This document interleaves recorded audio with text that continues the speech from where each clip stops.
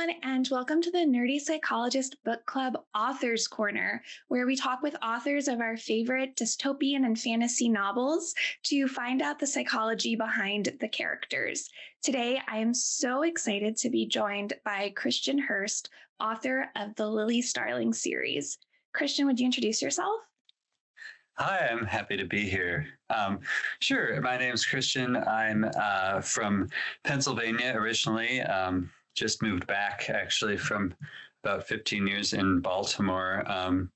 But I am a creative director. I have a career in brand marketing, design, and advertising, and recently started publishing some of my stories that I've been working on for a very long time, and just happy to finally get them out into the world. So, all things creative is my world, and happy that people are connecting with the work in the way that they are. So it's been great.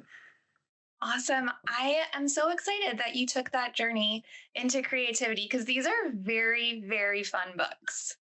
Oh, I'm so glad that you like them. Okay, so before we jump into talking about the book, I actually have to talk to you about Pennsylvania because I don't meet many Pennsylvanians. I grew up in Reading. I lived in Pittsburgh for 10 years. No way. Okay. Yeah. And where did you grow up? I grew up in Harrisburg. So I'm very familiar with Reading. And my dad used to have deliveries out there, and he would pick up enchilada or tamales, fresh tamales from someone he knew in Reading. So anyway, that's a random thing, but there was a Hispanic community there long before there was in Harrisburg, and my dad speaks Spanish, and we love Mexican food and that kind of thing. So it was just and then now I'm on the western side of the state. This is where I met my wife, and we lived here for a few years before moving to the DC, Baltimore area, and which is where most of my career has been. And then we just moved back to be close to family. So yeah, Pennsylvania. So, okay, sorry. How do you go from Pittsburgh to Baltimore surrounded by Ravens fans? Well, it's an interesting thing, isn't it? Because I grew up mostly into baseball, but an Orioles fan. And, so then I went to school in Steelers country, and my mother-in-law is a huge Steelers, diehard blue and gold or black and gold. And so when we moved to Baltimore, it was kind of a running joke for the whole time we lived there, because we went to several Orioles games, but then, she would always dust her shoes off on the Ravens stadium as we went by. So I love it. Okay, one more question about Pittsburgh before we move on to what we're actually talking about. So I left Pittsburgh 15 years ago. That's not true, 12 years ago. And there are a lot of things that I was surprised that I missed. So when you moved to Baltimore, what was the one thing that you were like, why don't they do this everywhere? That's a good question. Growing up in Central PA, though, I don't know, it was more the kind of that side of the state stuff, like Fosnot Day. I don't know if anyone on here knows what Fosnot Day is, but it's basically Shrove or Fete. I'm not Catholic, so I don't know, but it's one of those things where you eat all the fat before Lent, and so they always have donuts in all the convenience stores on and Fosnot is just like Pennsylvania Dutch term for a donut, I guess. But so anyway, the good apple donuts. But they're the good donuts. Yeah, it's like you can't get them anywhere else. There's a lot of Pennsylvania foods that even if you're on the western side of the state, I think you can't get them outside of Pennsylvania. It's just not the same. I haven't thought about Fosnuts in so long. I miss Fosnut Day.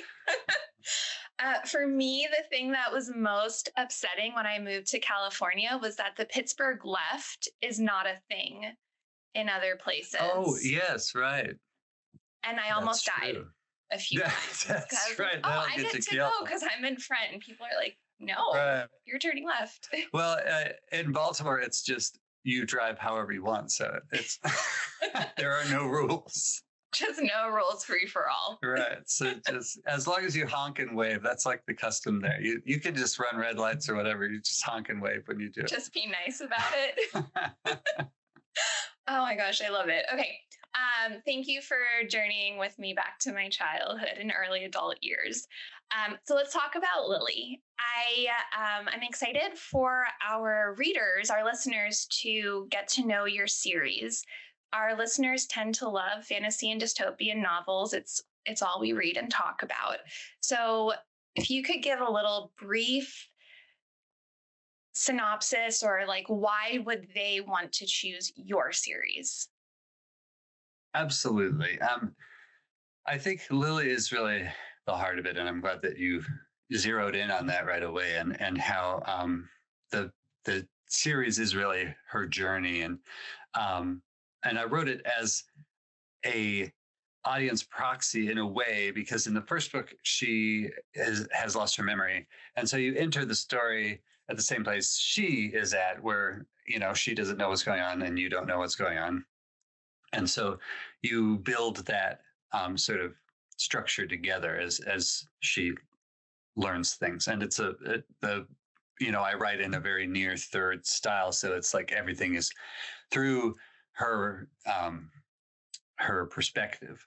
But by the time you get to the third book, so I will jump ahead, because the first book is really her sort of finding herself, and then the second book is her coming up against obstacles, like things that are outside of our control. And the second book is called Lily Starling and the Storm Riders, and there's this galactic storm, and that kind of represents the things that we cannot really change. Even if we work on ourselves, there are always going to be these outside forces that are out of our control. So, but book 3 is really the more dystopian one, where she's coming up against systems, and there are some Earth in the second book, and in the third book is a little bit dystopian,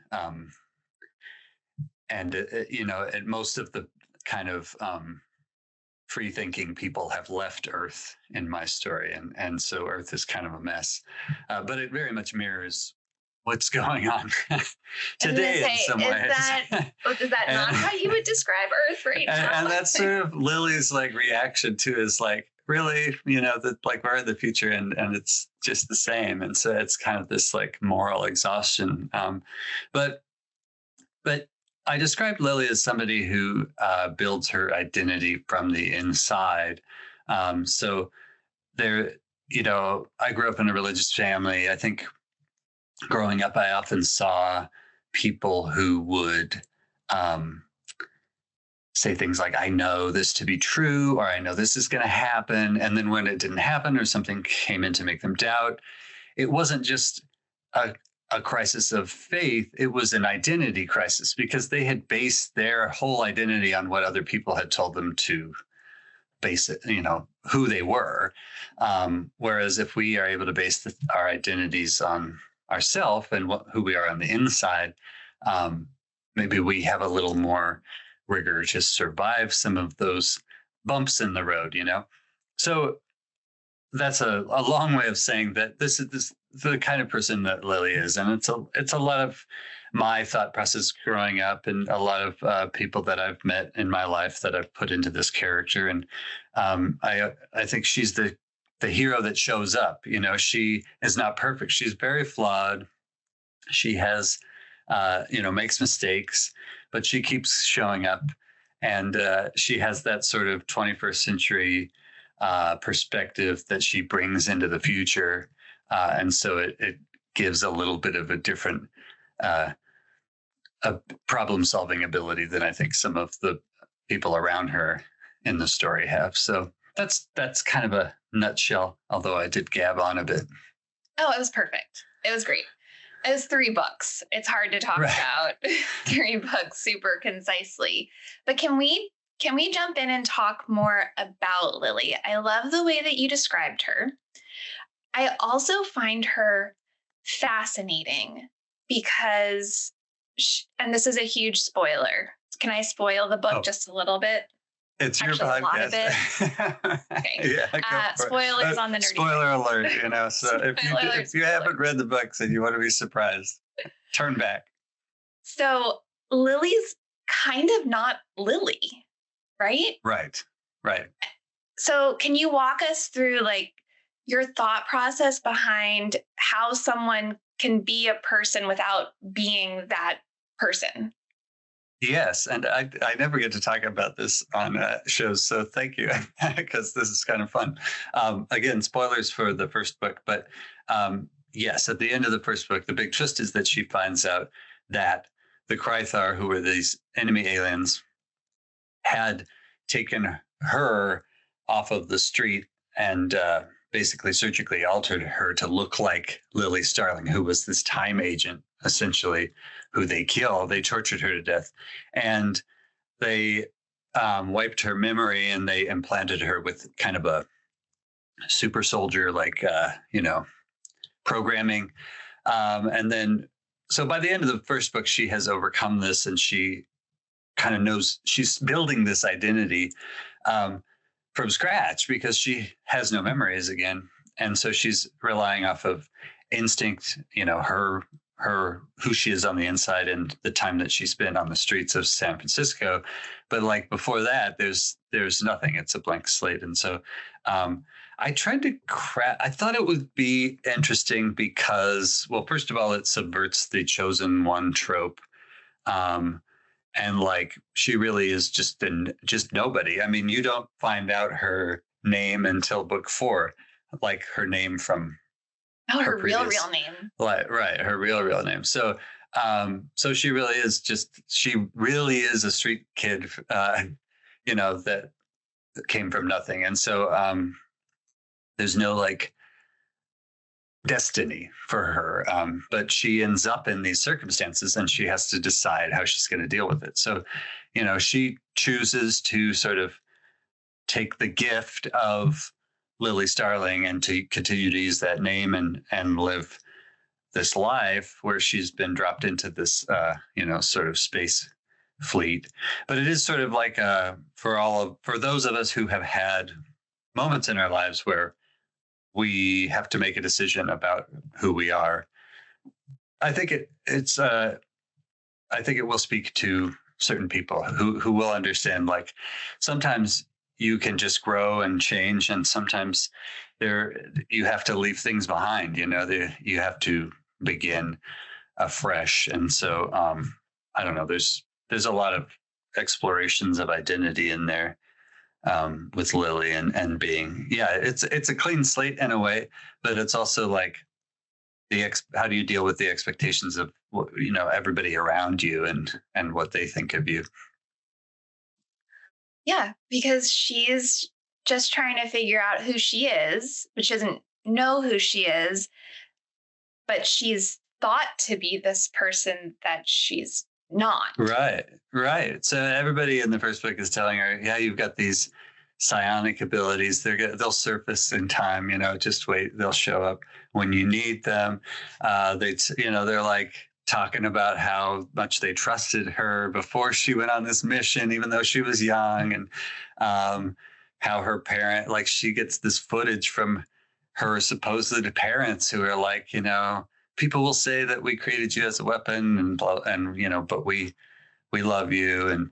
And so she's trying to process all of this. And then she learns, at the end of the book, she realizes that she really isn't Lily Starling at all. And so she has to decide who to be. And I don't know. I think that's a powerful thing. I think it could have gone one of two ways. In that moment, there's a pivotal scene near the end of the book where she, in her mind, gets to meet the real Lily Starling, and there's like an imprint of Lily Starling that's sort of left over as in her mind, and she has this argument with her counterpart in this sort of mental space, and I like that scene a lot because it's shows the contrast of who everybody expected her to be and who she really is. And it lays it bare for her as well. You know, she's like, I really am not this person. And, but she has to make a decision. Then it's like, who do I want to be? Do I want to be on which side do I want to be on? You know, do I want to give up? Do I want to keep going? That kind of thing. Yeah. Well, and I think that obviously this is a sci-fi fantasy book, like that's Right. not real life, but I think there's real parallels to like even something that we all experience when you graduate high school and then you like go and become an adult. And, you know, if you leave your hometown and then you come back, people expect you to be the same kid It's so that true. you were. Yeah, it's so true. Absolutely. And we all get to be like Lily and make that choice of, am I going to be this new person I'm creating, or am I going to stick to the scripts that other people are giving me? Yes, absolutely. And that's really it. You know, it's you enter a room and immediately people put on you all of their expectations and who they think you are or who they see you to be. Or all the, you know, I talk about, you know, people have asked me a lot about humanism because it's in like my bio and on podcastguest.com. And I don't like to use a lot of labels, but I use that one just because it's a shorthand for sort of how I see the world. But I talk about humanism in terms of like when you see another person, you see them as a human first instead of like a checklist of things that you could hate about them. And like, I just think that's how so many people see each other through these filters of like, you know, that person, bing, bing, bing, I got them labeled like right away. And, you know, that's what I think I'm trying to show Lily as a different sort of character where she doesn't have prejudgments, you know, and now especially like she's in a whole galaxy that she doesn't understand, or at least she's not familiar with it. But it turns out she does understand it in some ways better than some of the people that have been living there. Yeah, because she can see things because she's not embedded in it. Right, exactly. And that goes all the way back to what I talk about a lot, this growing up being a little bit of a weirdo, and like I felt often like I was on the outside looking in. And I think that is a great perspective for an artist, especially because like you observe. And I try to approach things with empathy. And so it's like I feel like it's fascinating. It's interesting to me to see how people react and the just baseline level of humanity that people have, that we all have more in common than we have different. But I think that also it can be incredibly lonely. And I think you see that with Lily. It's like because she has this perspective, it's also very hard for her to get close to people because she doesn't necessarily want to make their thing her thing. You know, it's, you know, people often bond over these all-consuming things, whether it's you're a Star Wars fan or whether it's, you know, it's something that you make your whole identity around. And like, so if you're somebody who doesn't want to do that, it can be a little bit, you know, you can be seen as an outsider. But the other main message, especially in book one, is that connection will happen. You'll find that connection if you're true to yourself. It sometimes feels like it won't, but it will. It really happens. And it'll be more authentic and meaningful connection because Absolutely. It's who you are and not who other people want you to be. Exactly. So can I ask, you might not have an answer to this, and that's okay because It's a really big question. But in writing this and knowing all that you know about Lily and about humanity, what do you think makes somebody themselves? Well, I think it is I think that we are, that our identity does come from the inside. So I talk a lot about building identities, but I do think that you have sort of an inherent identity, that whether it's like you're born with it or if it's a collection of things that you gain in your early life. I'm not sure, and you know, existentially about the existence of a soul. I don't know those things. I don't think anybody really can know those things for sure. But I do think that by the time we're an adult, especially, we have some sort of established identity that we can draw on if we're honest with ourselves. I think I encourage people to have those introspective, you know, that sort of conversation with yourself. But I think a lot of people are very uncomfortable with that. And so I think stories are a great way for people to do that. Like for me, science fiction and reading a lot of the classics when I was a kid, I read a lot of books and I loved, Star Trek and all sorts of stuff. But it allows an escape, but it also allows you to sort of craft this idea of who you are because you can play it out in these fictional scenarios that are a little less close to home. You get this fantastical world to enact your desires and your goals and your wishes and your dreams, and you start to solidify, I think, who you are on the inside instead of just automatically accepting what other people tell you.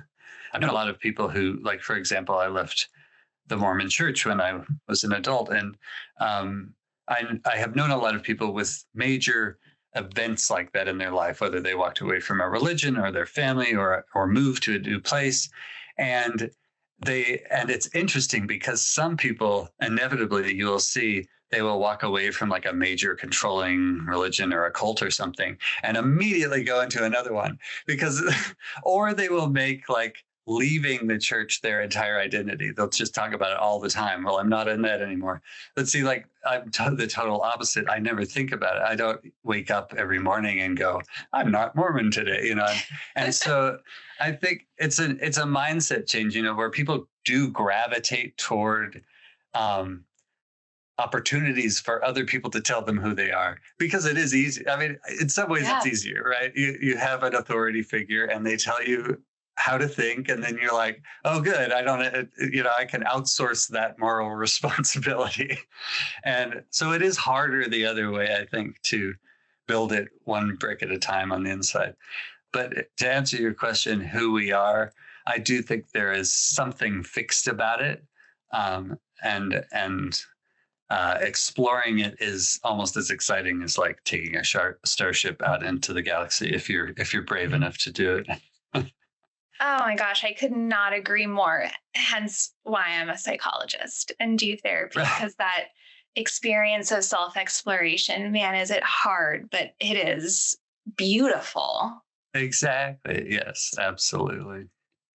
Well, Christian, we're coming to the end of the time, and I can't believe this 30 minutes went by so fast. It has been such a pleasure talking with you.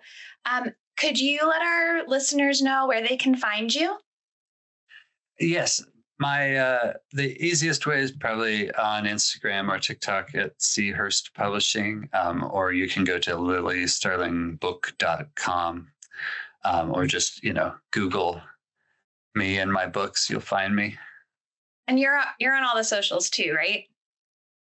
Right, mostly on Instagram and TikTok. So at Hurst Publishing. Awesome. And we'll have all the links to those below. We'll also have links to the Lily books, both the physical books and no, you don't have audiobooks. The audiobook for book one just came out, and it is voiced by Aaron Mello Pryor, who is a stage and screen actor, and they are just incredible. So I encourage anybody to check it out. It was such a dream to see it come together. And I waited until we could do it properly.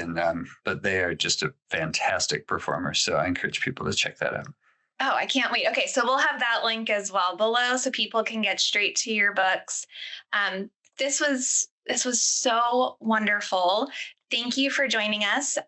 Everyone check out Christian. He is amazing. Lily is great. You'll find out more about yourself as you find out more about her. So thanks everyone for joining book club today. Voyage.